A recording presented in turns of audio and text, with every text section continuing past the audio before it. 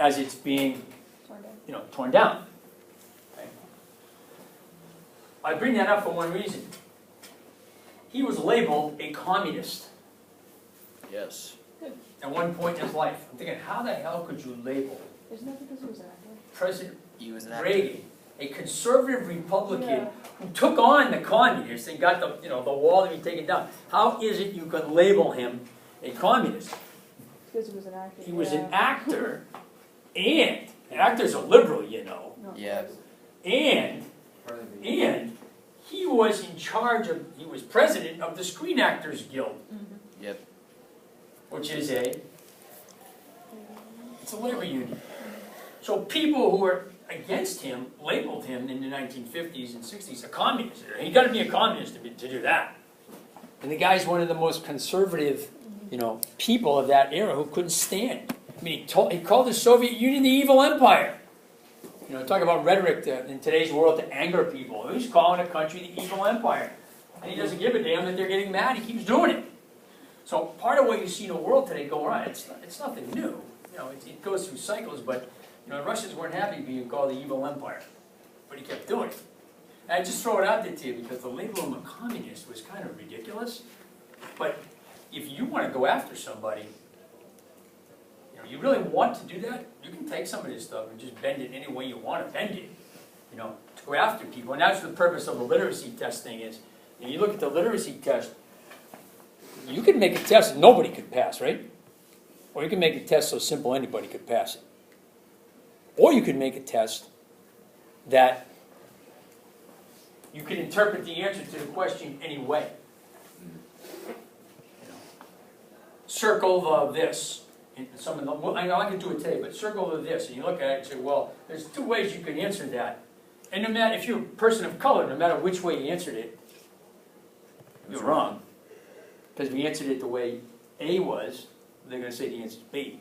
If you answered it the way B was, they're going to say the answer is A, because you're going to fail that test. So if these guys are out after somebody, they're going to bend it any way they want to bend it in there to get their point across. And I just used Reagan because that was pretty stupid to label him a communist. It just, wow. So when you cover that with Miss O'Leary next year, and you talk about that time period when they're referring to him as a communist, it's just people that were, out to prevent him from doing certain things in politics that they didn't want him to do. Okay, so I started with that one just so I could get that point across. I mean, hey, I've been in a labor union most of my life. It's not here, but I've been in a teachers union most of my life. And the thing about it is I had no choice. Where I worked, at the schools I worked, you joined a union, you had to join a union. You had to. Right? And a lot of my summer jobs were union jobs, where I had to join a union for the 3 months in the summertime that I worked it. So, you go into records of people and you see that I've been in labor unions. Well, I didn't have any choice in any of the matters. None whatsoever. I said, you want the job here? Yes. And you join a labor union. And you got to pay the money up front. So they say, well, it's going to cost you $1,000. Well, could I space the $1,000 out? No. Pay it up front or no job. That's a tough one when they throw that at you. But most of my working years, I've been in a labor union. In almost every single example, I didn't have any choice. I had to join it, or you don't get the job. So again, you can twist it any way you want to twist it. And I don't necessarily think labor unions are bad. I think they abuse their power sometimes. And I don't necessarily think labor unions are the greatest thing in the world either, because they protect people that shouldn't have a job. They protect the incompetent, because the labor union is pretty simple. You're only as strong as the weakest link, so you better protect your weakest link, and that's what labor unions do. And I don't think that's good. But as far as some of the other things they do, well, I do. I think that those are good things that happen. So, it's just that you want to label me somebody that's been in a union? Yeah, I have. If you're not going to let me answer the point, well, I had to join all of those unions, I had to join them, then you've just got me down as somebody who thinks labor unions are the greatest thing in the world. And that isn't necessarily true. All right, so number one, we're all set. We got nothing to worry about number one, right? We've done that to death. Number two, we've done that to death. We're set with that. Scalawags is just a definition, so we're cool with that. Carpetbaggers is just a definition, so we're good with that. vigilante, anybody who takes matters into their own hands. It could be the Klan, it could be anybody who does it. Ku Klux Klan formed in Tennessee. Okay, we've done that, forever. Freedmen's Bureau Act of 1865. Now, there's a lot up on the board we have to talk about with that. So let's just take it as they come up on the board. Well, this one I just touched on earlier. The former slaves that were refugees. They got nowhere to go. They don't know where to feel. Abandoned lands. The refugees in Europe, they're looking for a country that will let them in, right? Yes. Because they're getting shut off at borders, aren't they? They told you, you're not coming in here. They have border police there, they're heavily armed, and they're keeping these people out. So they're just sitting there. Some of these refugees, you see, they're just sitting there day after day, week after week. Because they can't get into the country and they can't go back where they came from. Well, think of the South. After the Civil War, you have all of these refugee slaves. They have nowhere to go. And their owners don't want them anymore because their owners can't have slaves anymore, right? And the owners don't want them on land functioning as tenant farmers. They don't want that. They just want them to go. Well, where do we go? Not our problem. Just get the hell out of here. So where do you go? Who do you look to? Well, you probably look to the organization that freed you, right? Which would be the federal government. And since you have no place to live, like these refugees today, no place to go. Germany, no more coming in. Austria, no more coming in. Well, where do we go? Not our problem. Find another country to go to. How do you just find another country to go to?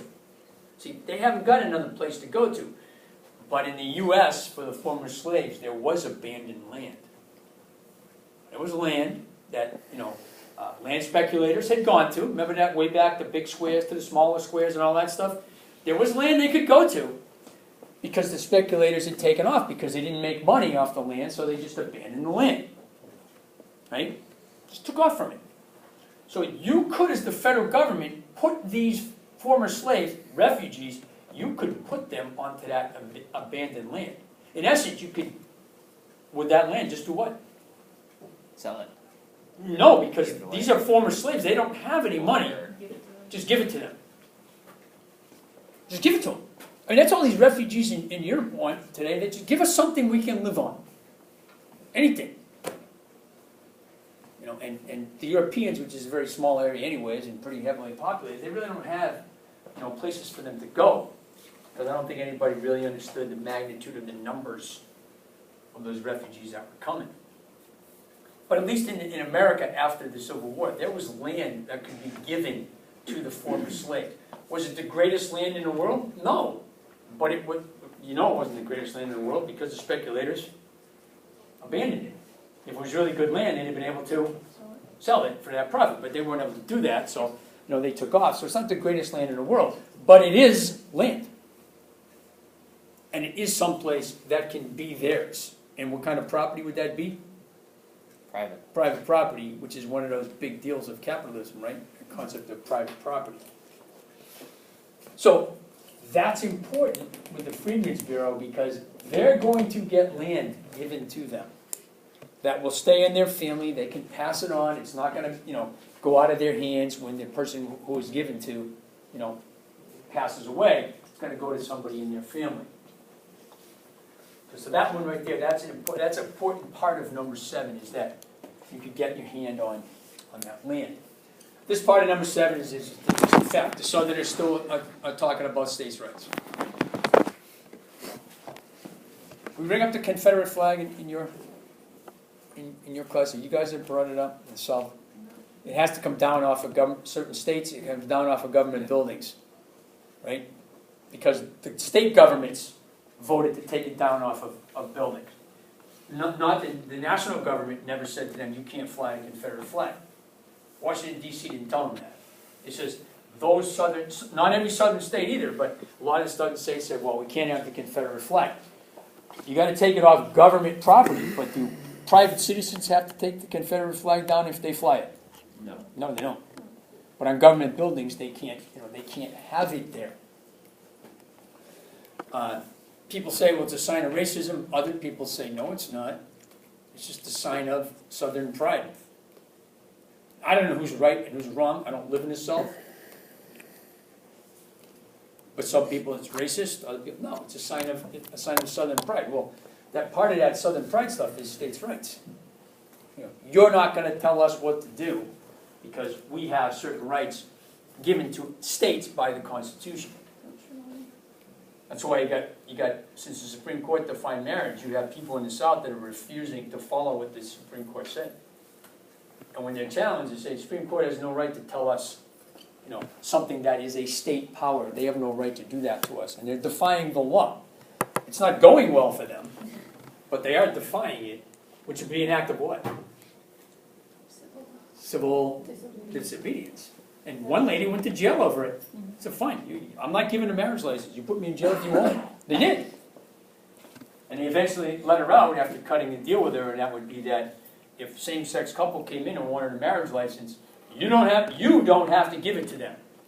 You know, you just go somewhere else in the office and let somebody who works in your office besides you do what? Give it to him. Give it to them. But you don't have to Give it to do it. him. And, you know, she agreed to that, that way she could get her, you know, rear end out of jail, where they were leaving her because, so you're breaking the law, you can't do that. But she's saying, I live in the South, it's a Southern thing, it's states' rights. And we're talking, what, 2015, 2016 going on. E-L-E. What's that? E-L-E. E-L-E. That's Ella. I don't know. He knows. Dad knows. Ted, what is it? Everybody love everybody. Oh, Of course Ted knows. It's from the movie. Yeah. Movie. I was gonna say. Semi-pro. But I'm angry that Aiden didn't know that.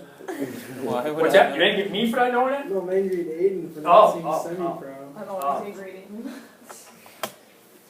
Frickin' Aiden. I, Just because of rules. my thing with that is I love you, you love me. I we're a happy infuriate family. everyone. I Oh love my you. God, Rip. Why don't you say you love me too? Barney. I would sing that in my classes and my teams that I coached when I was fed up with, you know, things going on. I started singing that.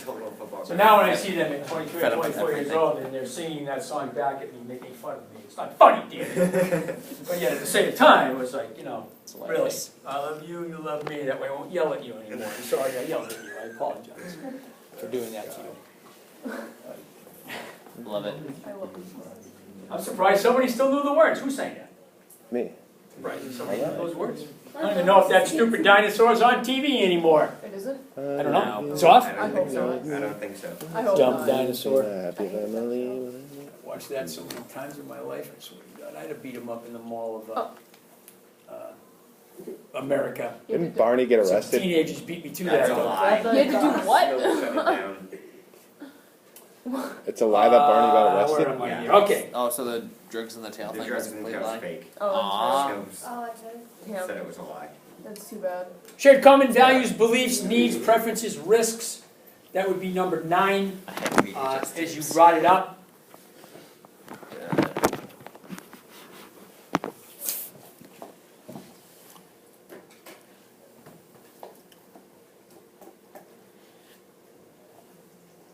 What's a value? It's Yeah.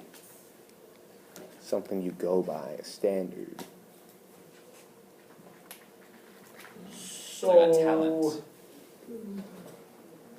when my dad would take his belt off, his leather belt, and whack his 2 sons with it, perfectly That's acceptable. his values. Perfectly acceptable at the time. values. I mean, if you walked into school and said, my dad hit me with his belt last night, they'd look at you and say, so? Okay. Yeah. Mine too. Today, you walk in and say that, Yeah. he can, I mean, this is bad, this has to be reported to certain people in government, and this has to, you know, be addressed as, and I would say, that, you know, my father hit his 2 sons, never touched me with it, because I'm glad enough to watch my brother get it and go, that looks bad, I don't think I'll do what he did. I could figure that much out, and he seems to get mad, and my brother does that, I won't do that, then he'll never touch me with that. Seemed to be reasonable Hey, Sarah. at the time. Hey, Sarah. Hi. Hello. My name's Cam. Hi. Well, she said, hey, Shannon. She didn't say, hey, Cam. So I bring up the leather belt, but what happened to Adrian Peterson, NFL football player? Because he took to his Whacked son him with a stick. switch. Didn't he quit the Isn't that a